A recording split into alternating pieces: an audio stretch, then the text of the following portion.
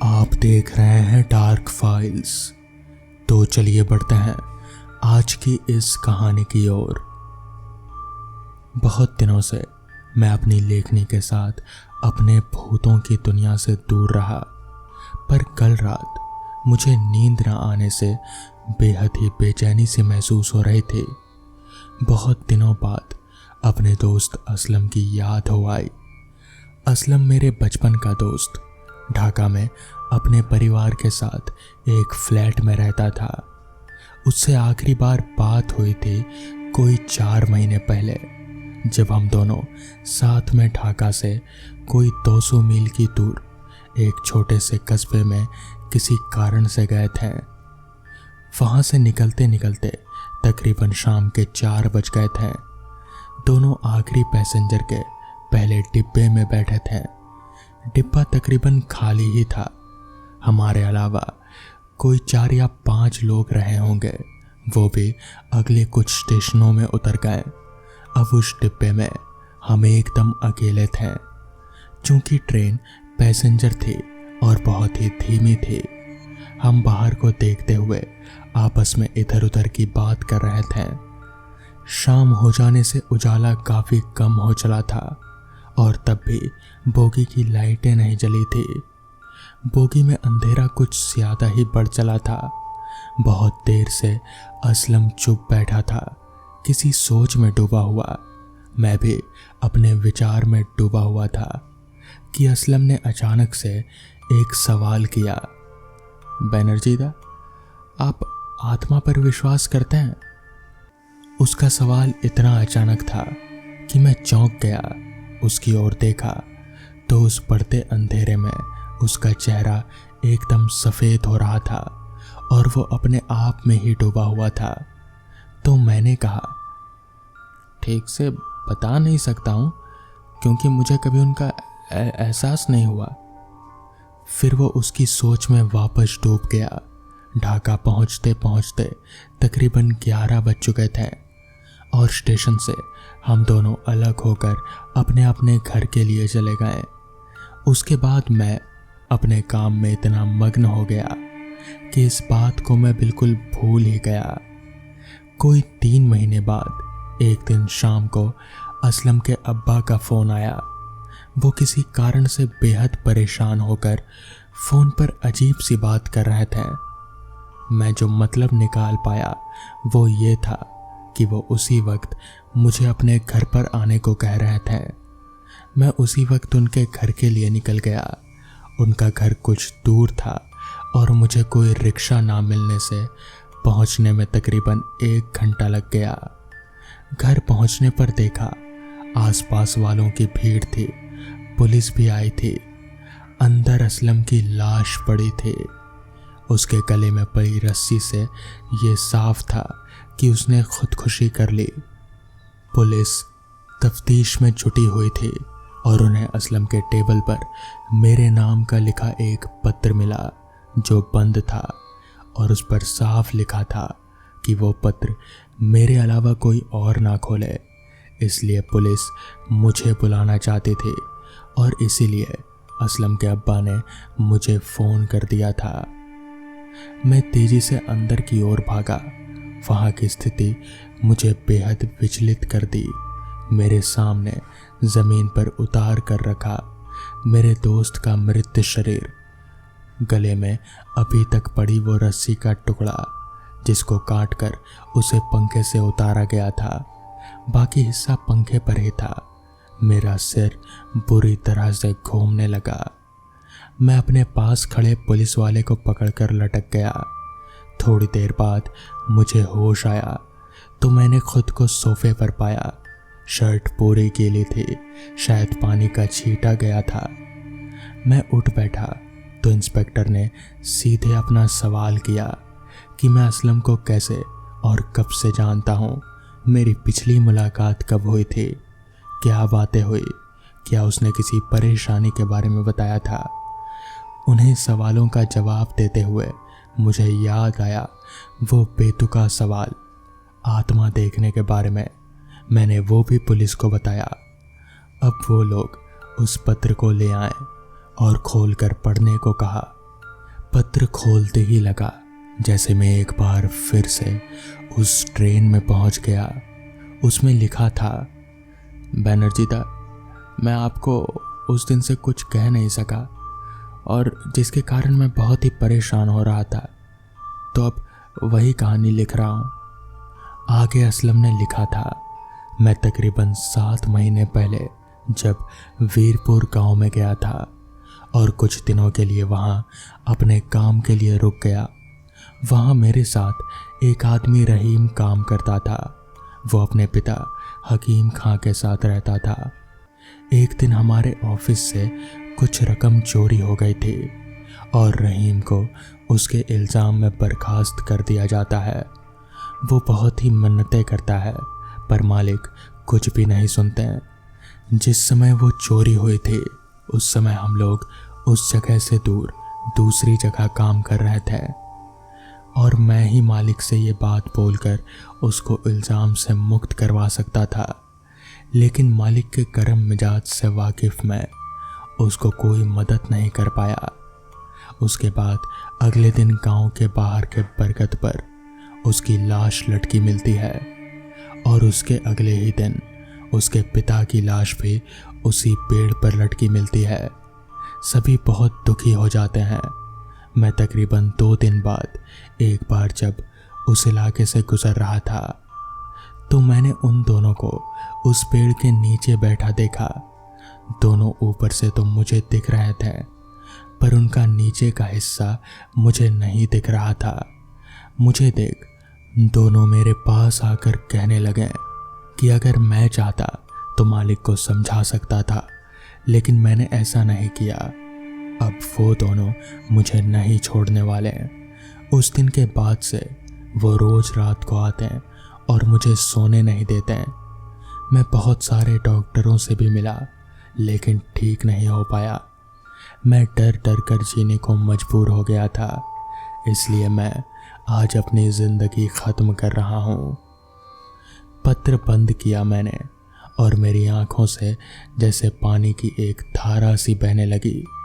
मुझे समझ नहीं आ रहा था कि आखिर असलम ने ऐसा किया क्यों। क्या वो सब सच था? मुझे कुछ भी समझ में नहीं आ रहा था। बहुत बड़ी संभावना थी कि जैसे उन आत्माओं ने असलम की जान ली थी, ठीक वैसे ही उस कंपनी के मालिक की भी जान लेने की कोशिश करें। अंततः सबसे पहले हम लोग वीरपुर गांव जा पहुंचे। घटना से जुड़े लोगों से बात करने पर बहुत सारी जानकारियां सामने आई। रहीम के परिवार में उसकी पत्नी रजिया और उसकी एक बेटी सारा, जो इस हादसे से एकदम टूट चुके थे, वो 2 वक्त का खाना भी उनको मुश्किल से नसीब हो रहा था। रहीम के मालिक हरीराम जी से मुलाकात होने पर मालूम हुआ कि जब उस चोरी की तहकीकात हुई थी तो पुलिस को दूसरा आदमी मिला जिसने खुद चोरी कर रहीम को फंसा दिया था। पहले आत्मा ने उस आदमी को मार दिया और अब हरीराम जी को परेशान कर रहा था। मैं अपने साथ एक बहुत बड़े ओझा को लेकर गया था। उस ओझा ने सारी बातें देख सुनकर उस पेड़ के नीचे एक पूजा का आयोजन किया। पूजा में दोनों आत्माओं को अविवाहित कर उन्हें अपने सामने किए गए कार्यों के कारण पूछा तो उन्होंने अपने घर की दुर्गति की बात कही। हरिराम जी ने उन्हें वचन दिया कि उनके घर की सारी जिम्मेदारी वो खुद लेंगे, उनकी बेटी की पढ़ाई का पूरा खर्चा उठाएंगे, निकाह की जिम्मेदारी भी लेंगे। इसके बाद फिर उस गांव में कोई भी परेशान नहीं हुआ। मैंने रहीम की पत्नी को अपना नंबर दे दिया और कहा कि किसी भी तरह की कोई परेशानी हो तो मुझसे मदद मांगिएगा। रात को वीरपुर से जब ट्रेन में बैठे तो लगा जैसे प्लेटफॉर्म पर कोई खड़ा हाथ हिला रहा है। आखिरकार असलम की उस गलती को ठीक कर उसकी आत्मा को भी शांति मिल ही गई। तो दोस्तों, ये थी आज की पहली कहानी। तो चलिए बढ़ते हैं आज की दूसरी कहानी की ओर। अचानक एक तेज आवाज से मेरी आंख खुली मैंने उठकर देखा तो बगल की खिड़की खुली हुई थी और बाहर बहुत तेज हवाएं चल रहे थे। ऐसा लग रहा था जैसे कोई बड़ा तूफान आने वाला हो और खिड़की हवा के कारण ही बार बार बज रहे थे और शायद इसी की वजह से मेरी नींद भी टूट गई। मैंने उठकर खिड़की के पास जाकर थोड़ा सिर निकाल कर बाहर देखा तो बाहर का माहौल बहुत ही डरावना सा लग रहा था। ऐसा लग रहा था कि जैसे बहुत बड़ा तूफान आने वाला हो। पेड़ एकदम जैसे एक तरफ झुक से हो गए थे हवा के कारण और बहुत ही डरावनी सनसनाती हवाएं जैसे कमरे के अंदर भी आ रहे थे। मेरा नाम राजीव है। इस घर में बस अभी मुझे 3-4 दिन ही हुए हैं और आज ये तूफान आ गया। मुझे ये घर बड़े ही सस्ते दाम में मिल गया। पता नहीं ये 2 मंजिला इमारत इतने सस्ते दाम में कैसे मिल गया। खैर हाँ, थोड़ी सुविधाओं की कमी ज़रूर है। यहाँ से दुकान थोड़े दूरी पर है और हाईवे भी काफ़ी दूर है, मगर मेरे लिए ये थोड़ा अच्छा ही है। मेरा काम लेखक का है और लेखक को ऐसी जगहों पर शांति मिलती है और शांति में ही तो लेखक का सारा काम होता है। तो मुझे कोई परेशानी नहीं थी, इसलिए मैंने ये घर खरीद ही लिया। मेरे इस घर के आसपास और कोई घर नहीं था सिवाय पेड़ों के और झाड़ियों के। साथ ही में एक छोटा सा जंगल भी था। छोटा इसलिए क्योंकि ये जंगल एक सड़क से होकर गुजरता था और उस सड़क से सटा हुआ था, इसलिए वो जंगल ज़्यादा घना नहीं था।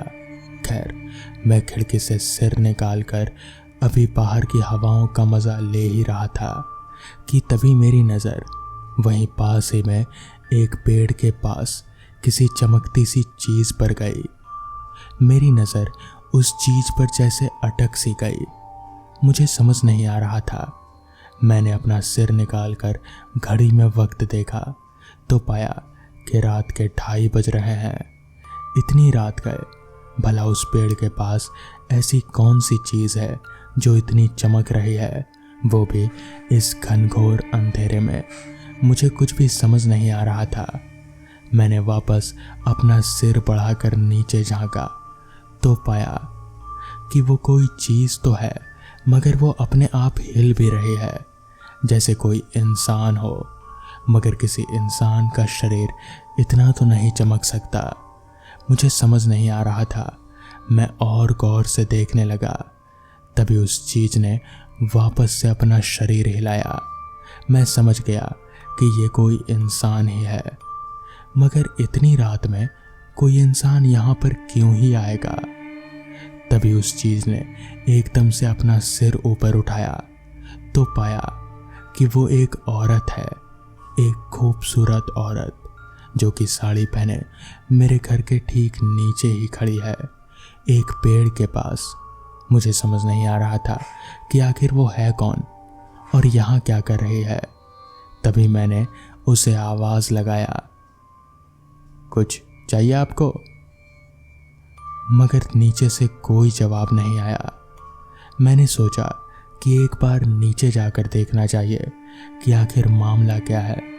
तभी मैं अपना शर्ट पहनकर चलते चलते नीचे उतरा और फिर अपने घर से बाहर निकला तो पाया कि वो एक औरत ही है जो एक पेड़ के पास खड़ी है।